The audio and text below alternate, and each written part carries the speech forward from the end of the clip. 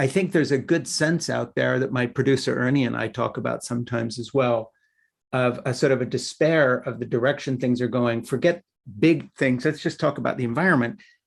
I think there's a very credible argument that can be made now from a science-based point of view, not apocalyptic, but that we are presiding over the first steps of our own extinction as a race. That there's a real possibility that lots of stuff we're doing is now irreversible, and with a little bad luck down the road, we're going to, there may be a few of us left here and there, but we are really doing some catastrophic things to ourselves and to our planet. From a pastoral point of view, you must encounter people who feel that.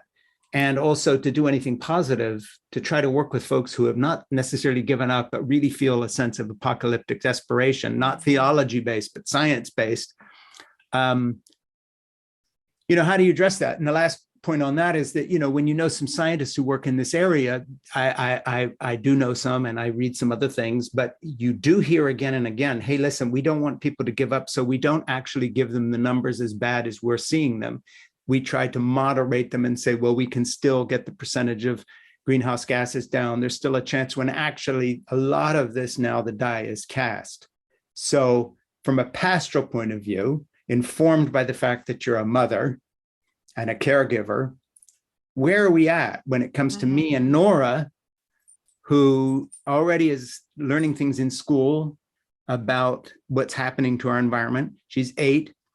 And what do I tell her or myself about the fact that we are now one of the first generations in human existence to actually have the evidence that we may be presiding over our own destruction? Not necessarily in my lifetime or yours, but much closer than was formerly thought possible. And again, this doesn't tie in very well with the Christian vision of the loving God and everything will turn out and Jesus is in charge.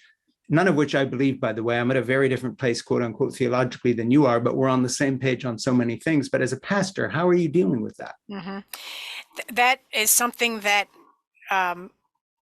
my co-editor, Margaret Bullitt-Jonas, and I really wrestled with for the book that we put together called Rooted and Rising, Voices of Courage in a Time of Climate Crisis.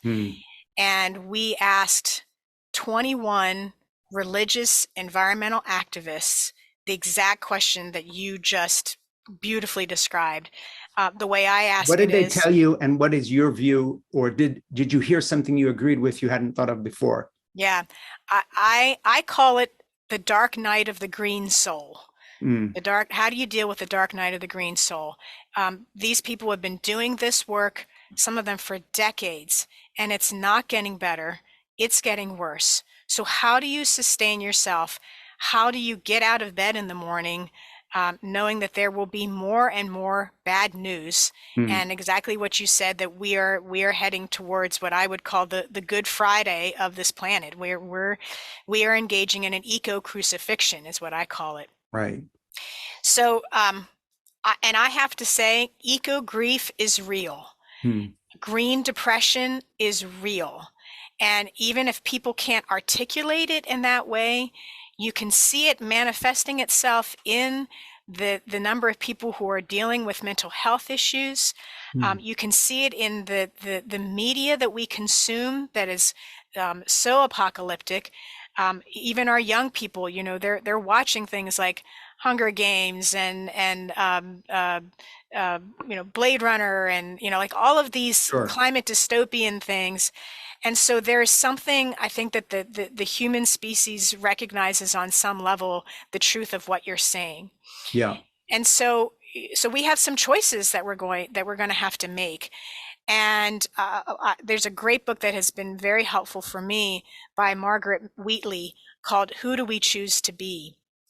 And we have to be really intentional about how we're going to spend this time that we have left, and with the species that still remain. What are we going to cocoon ourselves in things that are going to anesthetize the pain? We may need to do that for a while. I mean, there are times when I just have to zone out and, go watch something that makes me feel better. But because I'm a person of faith, Mhm. and because I'm a Christian, I believe in going to the foot of the cross. That's where you're going to find Jesus. That's Mhm. where you're going to find the crucified God.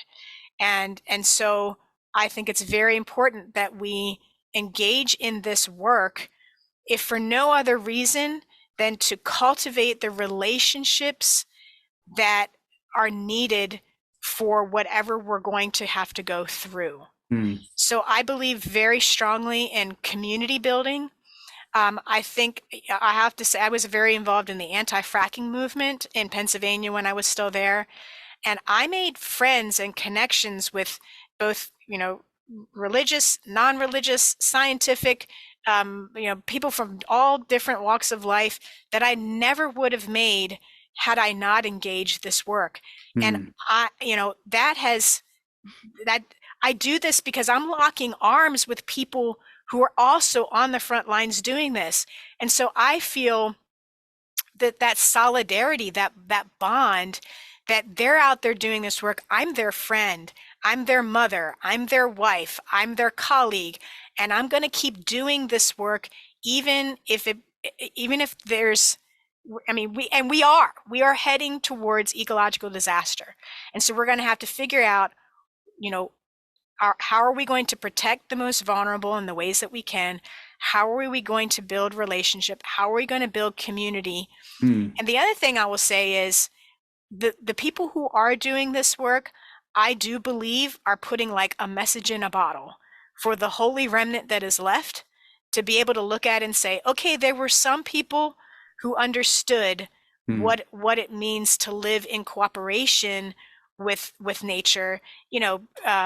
Braiding Sweetgrass by Robin Wall Kimmerer, where she draws on indigenous wisdom Mhm. and puts a different vision for how we can live together with the plants, with the Yeah. natural world. That's inspiring to me. And are things in upheaval? Absolutely. We are in it right now. It's not in the future, it's happening right now. Mhm. And so we need to be doing this work as much as possible for as long as possible, um, so that we can, I mean, for me, it's a matter of integrity that I have to be able to look at my kids and say, honey, I did the best I could, as much as I could, for as long as I could.